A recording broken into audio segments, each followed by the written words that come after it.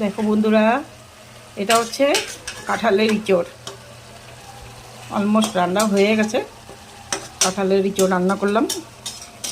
কাঁঠালের ইঁচড়টা একটু শুকনো শুকনো করে রান্না করলে ভালো লাগে। ছোলা দিয়েছি।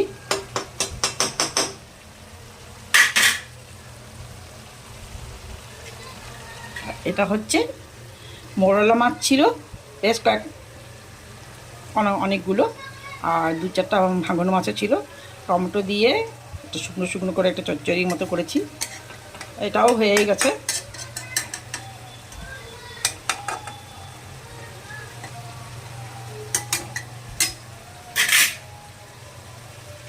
কেমন হয়েছে আমার রান্নাগুলো একটু তোমরা কমেন্ট করে বলবে, ভালো লাগবে।